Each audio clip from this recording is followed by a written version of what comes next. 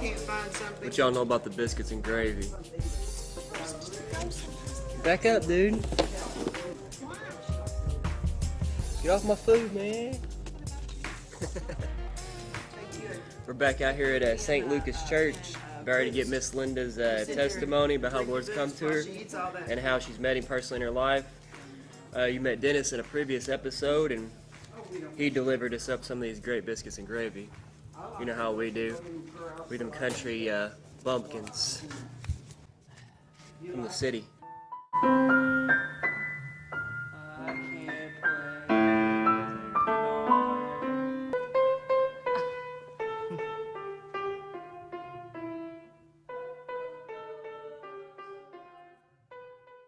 What's up, y'all? This is your boy Curtis again with NYSTV. We're here at St. Lucas Church, and we got another great testimony for you again this week. I'm here with Miss Linda. Why don't you tell the people a little bit about yourself and where the Lord's brought you from and how you've come to know Him personally in your life?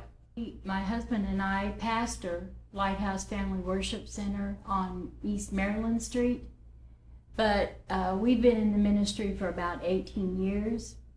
And, you know, of course, when you're a child, you go to Sunday school. My mom and dad would put me on the bus, and I'd go to Sunday school. I'd go to vacation Bible school. But I thought I was saved, but I don't know now that I was. And as you're growing up, you do what is expected of you. And my grandfather was a minister, passed away at 92, and he was a minister all his life. So I knew what I was supposed to be doing, but I didn't always do what I was supposed to. And I think about my mom and dad. My mom would say how much she loved my dad. They were married 52 years and they're both gone now. But he would get up of a morning and he'd say, "Honey, who's your Lord and Master?" And she would say, "You are, honey." And she got sick, and she kept telling him, "I want to go home." And he kept saying, "Well, we're getting things ready for you to go home." And she said, "No, I'm talking about my real home." And he asked her again, "Honey, who's your Lord and Master?" And she said, "Jesus Christ." And I knew that at that point that she really knew what she was talking about. So I think that all the things that I went through, you know, as wandering, going from one place to another and not knowing which way to go, which way was the right way, and thinking all that time I was saved. But you know, we were out in the world. He was a bar bouncer, and I liked to dance, so I would go to where he was, and we'd party, have a good time. I didn't go to church. I didn't do anything. And I thought I was having a good time then. But everything is for a season. And so when we really started getting together, I told him, I said, "You know, I believe that God put us together for a reason." And he looked at me like I was crazy.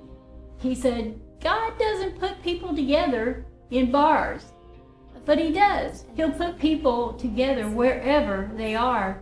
When He's ready for them, He'll put them there." I was in an accident where we rolled over on Boonville Highway in a car on the highway twice and in a cornfield 3 times, landed on our top, and there was not a drop of blood shed. 5-year-old daughter asleep in the back seat. They pulled her out. She never even woke up. So I know that God really had His hands on me, and He had things for me to do. I came home from work one day, and God had been dealing with both of us separately for a while. And so I walked in there and I said, "You know, if you're not going to live it, don't preach it." And so we decided that we were going to try church, because that's what God was doing. He was leading us in that direction. And we went to a little revival. When we were at that little revival, and Butch took me by the hand, and we had already been a couple of nights, and I wanted to go. I was ready to go. And he was kind of holding me back a little. He kept saying, "Boy, just wait a little bit, wait a little bit." So then the third night, he said, let's go together. And we got down on our knees and we got saved, really saved, for the first time in my life. And at the moment that I got saved, God filled me with the Holy Ghost. And it was like God just reached in and he took that old stony heart out and he put in a new one. And he made me love people that I never thought I could love. And he made me do things for people that I never thought I would do. You know, to see the people that come through here at the breakfast, you know, and I see how some of them are they just have nothing. And so we try our best to give to those who don't have, because God has blessed us. We're not millionaires and we live from paycheck to paycheck, but that's okay, because he says he'll provide our needs. You know, he's not going to give us everything we want, because sometimes that gets us into trouble. But he provides our every need. And God is so good to all of us. You know, we at our church always say that we're too blessed to be depressed.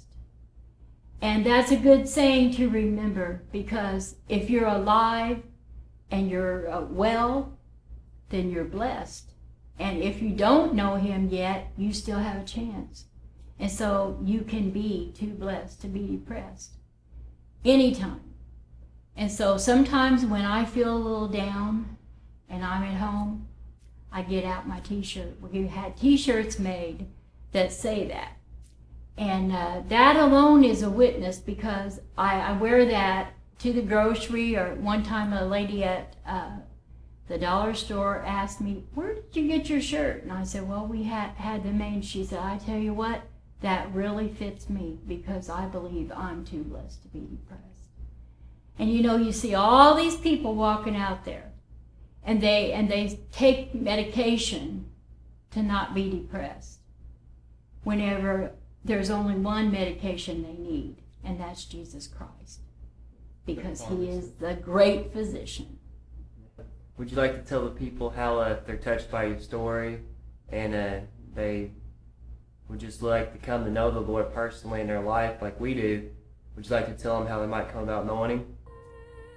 I think that the best way, you can get saved anywhere, but the best way to do it is to get on your knees, because I believe myself personally that when you get on your knees, God touches you right then and there. Because especially if you're in church or you're somewhere where there are other people, because so many people don't want to do that anymore. They want to be bold and upright, and they don't want to be humble enough to get on their knees. But if you just humble yourself and say that simple prayer, God, forgive me for what I've done.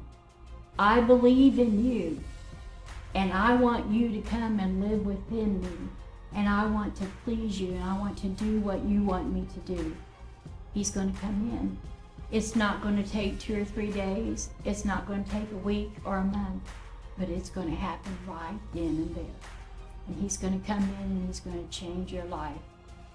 And you'll just be amazed at what he can do. When God gets ready for you, he's going to bring you in no matter what. And if you can accept it, then you're going to be all right. If you don't accept it,